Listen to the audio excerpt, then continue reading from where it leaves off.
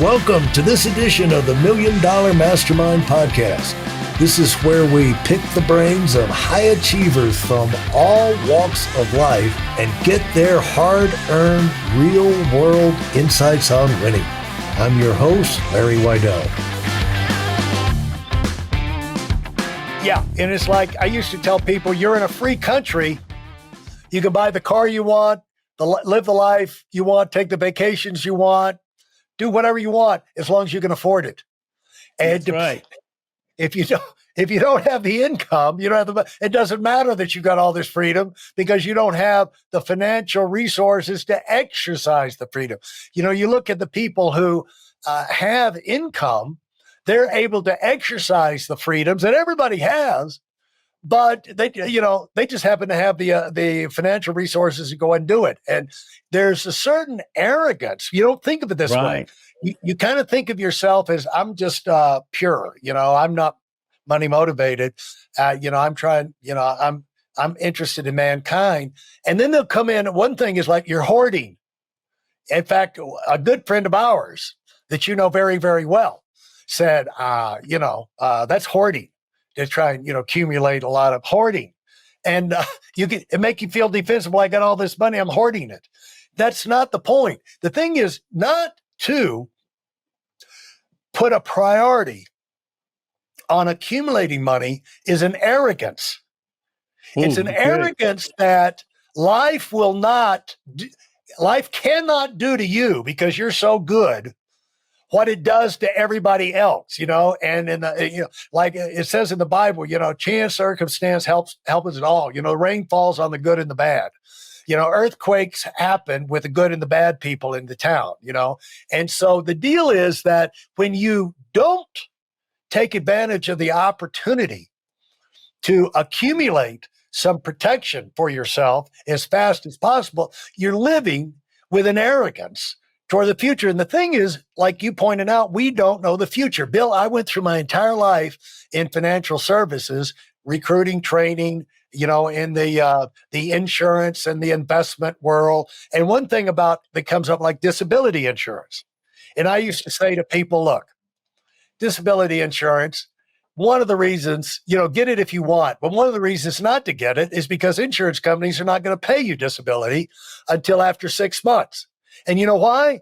Because they know that after 6 months, you'll either be dead or you'll be back in business again, and they won't have to pay for it. So don't buy disability insurance, And so and now I've said that my entire life. I've told people that, in 90 days, you'll be dead or over it. And so that's why they don't pay for 6 months. Now, on the other hand, Bill, I'm coming out of 16 stinking years of this cycling accident in the middle of Palm Beach in front of the police station where they put in a new curb, and I hit it at night because they hadn't put the lights in yet where you'd see it when it got dusk. And I hit that thing and tumbled and, gained 100 pounds, fought, I just, been going on, it's my full-time job has been going to therapy for 16 years, try and find people who had answers. And even now, I'm out here in Aspen. I've been out here.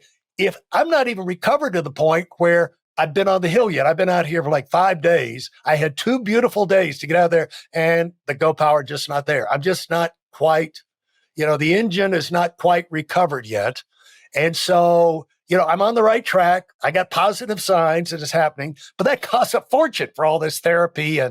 But and I look back and, to have a business to where I could work through the phone, through live communications, conference calls, things like that is a blessing. And that's why it's another thing is try and organize, work to organize your business to where other people can run it in your absence and you can run it through them as fast as possible. That's another reason for to build up the net worth protection, but also to get systems in place in your business where it can be run by other people on a minute-to-minute, day-to-day basis without you actually there, because we don't know that we're actually going to be there. But as long as we can have an influence, we can still maintain our position and all. But it is an arrogant attitude that we don't know.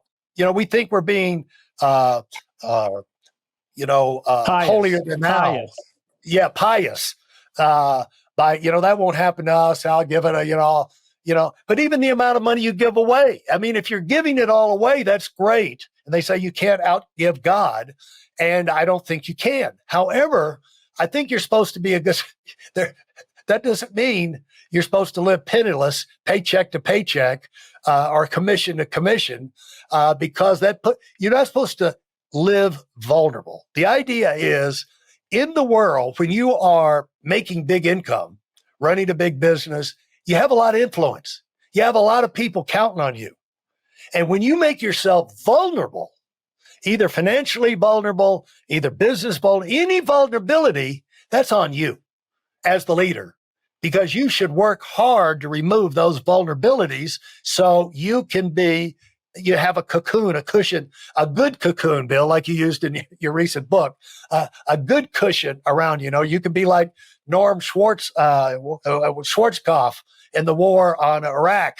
He was in the war, but he was in a bunker a couple hundred miles away. He had very little chance of a terrorist group sneaking in and killing Norman, And so, that's why you need to build these protections in place. But this is one that is so easily missed, isn't it? You're right, Larry. And a lot of it is we're brainwashed into it. And ever since we're youth, don't make too much money, go to hell. And you know how many men I know, they're relying on their spouse's income? Between her income and my son's paper out, we'll be okay. You know how many people, children are forced to go borrow money to go to college because the parents don't want to accumulate money for fear it's going to be bad? There's $1.7 trillion in student loans out there that these people are not going to pay back. And the government's using it as a wedge to get votes. So we'll pay it back for you. And so somebody's got to pay those back. And that's why we want to create, and the people that listen to our call once a month, an encouraging word that it's okay to want to make money. It's okay. I look at the mind, Larry, as a garden. What are you planting in your mind? Most people are planting fear, and number one stressor that causes divorce in America is financial. That's math. That's the truth. The third largest killer of people in America today is stress from a job, where people hate their jobs. 70% of all Americans go through something called the Sunday night scaries, but they go into work, they hate it, they're crying as they're going in, but they need that paycheck. I owe, so off to work I go. And they've never had read a book on money and finance. They've never been encouraged. That's why I read every third book I read is a money encouragement book. One of my favorite ones is a book called The Wealth Choice by Dennis Kimbrough. It's a masterpiece. I just finished rereading again for like the 8th time, Think and Grow Rich. There's another one I just finished reading called Born Rich. There's one called I'm a Badass at Making Money. Another one I just finished reading is How to Become a Millionaire God's Way. These are all books encouraging people that it's okay, but you've got to plant the thought of having and accumulating money and having a net worth in your garden for it to grow. And you got to tend that garden, and you got to weed that garden. And that's why most people today are living financially fruitless lives. Again, when a tide goes out, we're going to find out who's been swimming naked. Most of our country today is being run on debt, from our government to families. All these nice cars, nice houses, it's all debt. And so someone like you and I, Larry, we have zero debt. Zero debt. We're not living our lives based on the come that, based on our ability to make money. And so, Larry, it's a very encouraging group of people that we associate with. And you're absolutely right. I'm scared to death for people that don't have a money consciousness, because they automatically have a poverty consciousness, and that's not healthy. Well, we learn things by stories and examples. And he wasn't able to get on to this call, but you chose your partner for this podcast, because he had a similar tough background. Omar's background is he grew up in Miami, and his father was a cop, and they lived in the cop neighborhood, and they were, struggling to make ends meet, and just like, hand to mouth type existence. And so that creates all kind of tension, and created the kind of family tension and job tension and all that. And so he grew up not getting any kind of financial input. But and then when he got to college, he tells a story. When he got to college, you get in there and they find out that everybody wants to give you a credit card. So he got a whole pocket full of credit cards and immediately spent all the money. It's just like, free money. What's wrong with this? And got himself immediately down the hole financially. But, he came out of it. And you can the story is you can come out of whatever hole you in, because you really don't have a choice to come out of it. But when you come out of it, the thing is, I'm going to come out of it, but I'm going to be different in the sense that step by step, I'm going to put aside, make that a number one priority. In fact, we had Red Buison on this podcast here a little while ago, and she talked about that was so ingrained with her and Bobby back when he was making $5,000 as a teacher at a private high school there in Atlanta, Georgia, before he started his financial business, that even when they were making $5,000 a year, they saved money. I said, how'd you do it? She said, we just figured it out, and we made it a game of how little money we could spend. I had a garden in the backyard. We had a decision. If there was a choice of two things to buy, we always went for the cheaper one. And, had the story of like her oldest daughter went out to get her some new shoes. And she said, which pair do you want? And the daughter said, I'm going to get these. She said, why'd you like those better? She said, they're cheaper. They had that ingrained into their kid, and I remember, like even J. Paul Getty back, he was known as a skinflint. But the thing is that he said the reason he was such a tightwad, he said the frugal person has a much bigger margin for failure and for things to go wrong than the spendthrift. And so that's why he was always pushing on the side of frugality. So you have greater margins for success. And so I'm sure you've got a lot of those kind of examples and stories but you can't have too many of them, can you? Because the more you can reinforce this in your mind, the better. Yeah, Larry, again, none of us come from any kind of a money background. And we are all products of our environment. And again, you're right. We call them cheap. You're Bill, you're just cheap. Well, again, I'd rather, Carol and I, we'd go out to dinner. And once you understand the rule of 72 and the compounding money, and after the dinner comes, I pay the bill and I start looking like this.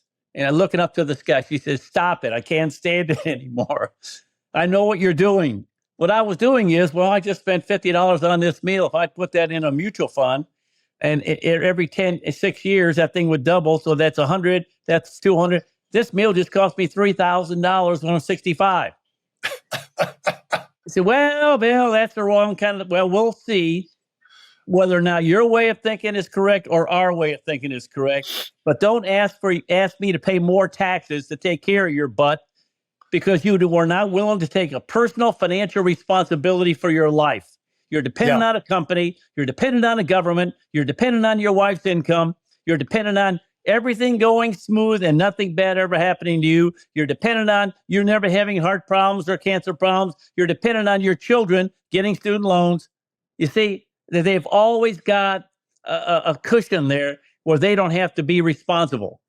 Well, one day, reality is going to hit you right between the eye. And then you're going to start realizing, maybe I've never met anyone that said, you know what, Larry, I'm sure glad I didn't save a lot of money in the early days. I'm glad I spent it all and got into debt. I'm happy. No, we've had enough 65-year-old people, you and I both know, Larry, our business. They wish they'd put away more money. They wish they accumulated more money. They wish they put it in better places. They wish they hadn't spent money on ridiculous things. and it's going to come home to roost. And we're just giving you a forewarning. You know, you and I are Christians, and we talk a lot about heaven, but we don't talk about eternal damnation. And you know, I've got a fear of eternal damnation more than I do a desire for heaven. And so that keeps me on a straight and narrow when maybe I don't want to.